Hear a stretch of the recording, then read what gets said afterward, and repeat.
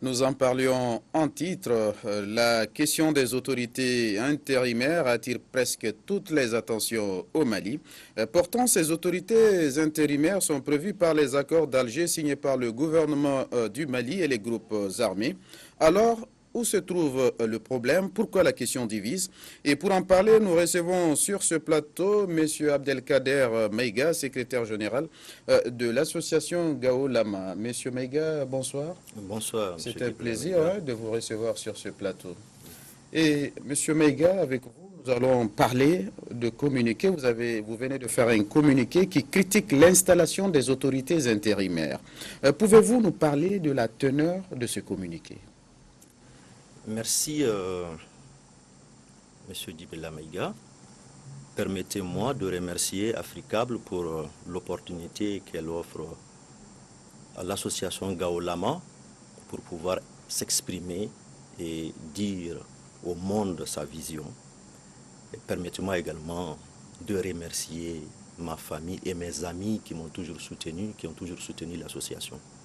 Ceci dit, pour répondre à votre question, je veux juste vous donner une petite information. Depuis le 10 février où il y a eu la réunion de haut niveau jusqu'à aujourd'hui, il y a une seule chose qui me fait rire.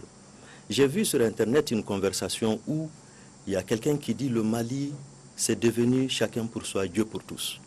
Il y a un autre qui lui dit non, c'est devenu tous s'assoient et Dieu nous pousse. Et ça me fait rire. Parce que c'est vraiment pour dire que la situation est critique. On a parlé de communiqué numéro 4, parce qu'avant ce communiqué, il y a eu d'autres. On a eu plusieurs communiqués. On a écrit au président de la République une première fois. On n'a pas eu de réponse. On a écrit au président de l'Assemblée. On n'a pas eu de réponse. On a écrit encore une deuxième fois au président de la République. On a fait ampliation les Nations Unies. On n'a pas eu de réponse. Donc la quintessence maintenant de ces communiqués avec le 4e communiqué, c'est de montrer combien de fois au nord ça ne va pas. Au nord du Mali, les populations sont meurtries. Combien de fois nous sommes pacifiques? À la différence des bandits armés qui prennent des armes, non. Les nordistes sont civilisés. Les nordistes ont préféré s'exprimer avec le bic et non chercher à diviser ce pays. Nous avions dit au président de la République dans nos lettres que nous ne comprenons pas la position et du Mali et de la communauté internationale. Et on s'explique. On ne peut pas comprendre qu'à l'arrivée de ces djihadistes, de ces terroristes au Mali, on attend 8 mois ou plus de 8 mois après pour appeler la France parce que les ennemis sont arrivés à Konna. On ne comprend pas cela. On ne comprend pas. En plus de cela, lorsque les jeunes de Gao se sont repliés sur Sévaré massivement pour dire qu'on va mourir pour le Mali, on veut être dans l'armée tout de suite, on va se battre. Mais il fallait partir les voir. Ils étaient là dans les camps comme des animaux. Pas de dortoir, pas de chaussures, rien, absolument rien. Alors, on revient maintenant à la situation où l'État n'existe plus au nord. L'État est failli. Nous, on ne peut pas comprendre que lorsque ta population se lève, se bat pour que tu puisses vraiment exister, que tu te lèves le 12 juillet, tirer sur cette population, tuer des gens. Et à la grande différence, quel est le traitement qu'on en fait? Non, on vient, on critique, et même les gens qu'on pensait pro-gouvernementaux, c'est comme la plateforme, c'est les mêmes gens qui ont condamné la marche. Alors qu'au même moment, à Kaï, les gens ont marché, il n'y a pas eu de problème. Au même moment, on nous dit qu'il y avait des dispositions qui faisaient qu'on ne pouvait pas marcher. Mais tout ça, c'était archi faux. On a vu ce qui s'est passé dans d'autres endroits. On s'est dit, il est important également qu'on signale que la communauté internationale est arrivée à un point où on en déduit qu'elle est de connivence avec ces djihadistes, avec la SEMA qui est chouchoutée. Mais je dis chaque fois aux gens, c'est pas grave qu'un État ne puisse pas avoir les moyens de sa politique. C'est pas grave qu'un État ne puisse pas avoir la politique de ses moyens. Mais c'est quand même très grave qu'un État ne puisse pas avoir l'intelligence de sa politique. C'est très grave. Et justement, en parlant de marche, Aujourd'hui, la question des autorités intérimaires divise. Tombouctou a même marché. Quelles sont vos inquiétudes? Et les autorités intérimaires, on sait quand même, sont quand même prévues par l'accord d'Alger. Oui, merci M. Djibrila. Les autorités intérimaires sont dans l'accord. Mais que vaut l'accord? C'est ça la question. Aujourd'hui, que vaut l'accord? L'accord, ce n'est pas la parole, ce n'est pas l'évangile, ce n'est pas le Coran. Mais vous voyez, c'est pourquoi nous, on est vraiment inquiets. La communauté internationale nous déçoit. Parce que j'ai appris, c'est pas, on me l'a dit, quand on disait le 15 que l'accord allait être signé à Bamako, les jours avant cela, on a dit partout que l'accord va être signé et ceux qui ne viendront pas signer, c'était fini. Mais qu'est-ce qui se passe? Puisque la CEMA n'était pas là, on nous dit après non, il y aura une autre signature avec des conditions que la CEMA va inscrire dans l'accord. Mais pour autant, le Mali avait 12 pages de réserve qui n'ont pas pu être inscrites dans l'accord. 2 poids, 2 mesures, ça veut dire quoi? On est inquiet avec ces autorités intérimaires parce qu'on sent derrière qu'il y a du non-dit. On sent derrière du banditisme de grand chemin. On sent derrière du mercantilisme. Et cela, de la part de la communauté internationale, de la part du gouvernement du Mali, qui, si je peux même le dire, ne sait même pas ce qu'il veut et ce qu'il fait, de la part des mouvements armés. Et là, je dois insister surtout sur le cas de la plateforme qui est censée représenter l'intérêt des communautés du Nord. Mais c'est tout à fait le contraire. Elle a des accointances avec la CEMA qui sont désespérantes. C'est pourquoi l'État doit essayer de savoir qui sont ses véritables amis. Les autorités intérimaires, vous voyez, ce n'est pas écrit dans l'accord autorité intérimaire. On a dit période intérimaire.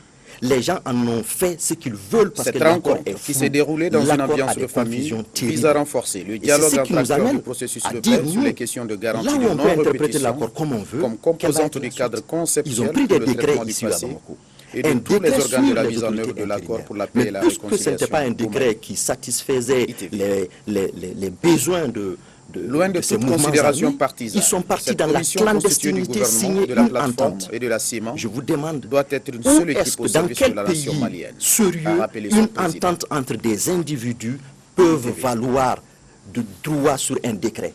Ce cadre d'échange et de partage d'expériences autour des idéaux, justice, vérité et paix, a permis aux participants, à travers des exercices pratiques, de ces autorités intérimaires et même la pertinence de ces autorités intérimaires. On vient de sortir des élections communales. Pour rappel, on a des élections régionales au mois de mai. Quand on va avoir des autorités a adopté la politique nationale de justice transitionnelle, PNJT, qu'est-ce qu'ils vont faire? Ils vont qui vise à promouvoir une réconciliation profonde. Nous, on préfère avoir des élus structurés autour de à Gao, il y a Barkhane, il y a Minusma, il y a tout. Entre parenthèses, vous savez qu'il y a plus de 12 000 agents des Nations Unies au Mali aujourd'hui pour cette crise. Sur les 12 000, il y a 8 000 qui sont pour la logistique. Ça veut dire qu'il y a même des gens pour ramasser des papiers toilettes. Ça veut dire qu'ils ne foutent rien ici. Il faut qu'on se le dise. Je ne sais pas pourquoi les gens souvent se disent si la France n'était pas venue, le Mali ne serait pas là. Mais soyons sincères, nos grands-pères ont sauvé la France. La France n'allait être rien, la France n'allait pas venir en aide si nos grands-pères n'avaient pas sauvé la France. Il faut qu'on se le dise, je suis fier de cette histoire. En plus, la France nous doit, parce que nos grands-pères à présent ne sont pas encore traités comme les anciens combattants français. C'est vrai, et il y a aussi une information que j'aimerais que vous partagiez avec les téléspectateurs. On a appris que vous avez rencontré hier le médiateur de la République. De quoi avez-vous parlé? Oui, nous avions rencontré le médiateur de la République et je dois dire que j'ai été agréablement surpris, nous avions été agréablement surpris de rencontrer un homme qui nous a montré qu'il voudrait que le Mali ait une paix, une véritable paix. Parce que la paix, ce n'est pas seulement les mots, ce n'est pas cet accord-là.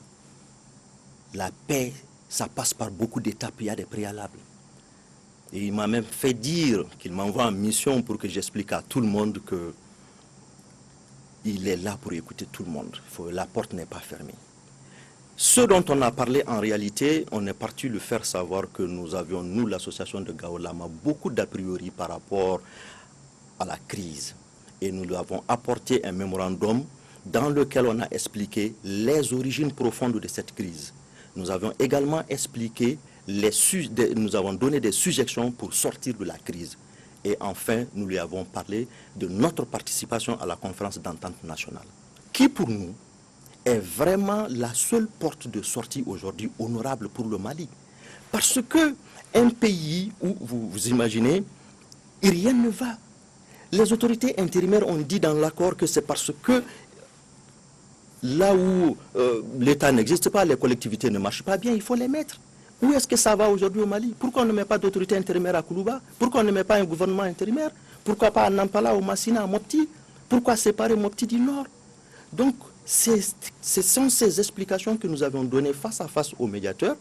Et nous sommes d'accord que la conférence d'entente nationale était d'ailleurs, parce que moi je le mets, était le premier point inscrit dans l'accord. Dès la signature de l'accord, il fallait procéder à cette conférence d'entente nationale et le comité de suivi des accords pour pouvoir permettre à tous les Maliens de s'approprier l'accord, de discuter réellement des problèmes du Mali de façon générale, pas de l'accord seulement. L'accord n'a pas de sens si tous les Maliens n'y adhèrent pas, avec toutes les lacunes qu'elle renferme. Et sincèrement, on a eu une écoute favorable et finalement on s'est partagé pas mal de choses, y compris la participation. Et nous lui avons dit, il serait bon que la conférence soit transparente, que ça soit une conférence inclusive, à l'opposé de l'accord, parce que l'accord est tout sauf inclusif. On parle de mouvement signataire, le gouvernement, plateforme et SEMA. Donc ils sont juges et parties.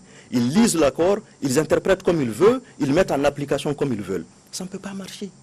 Donc on a dit aux médiateurs, cette fois-ci, au moins avec vous, nous espérons que la conférence d'entente nationale sera une véritable réussite. Et que les Maliens, au lieu de venir jouer au mercantilisme ça et là, les gens vont comprendre que c'est l'âme de ce pays qui est en danger.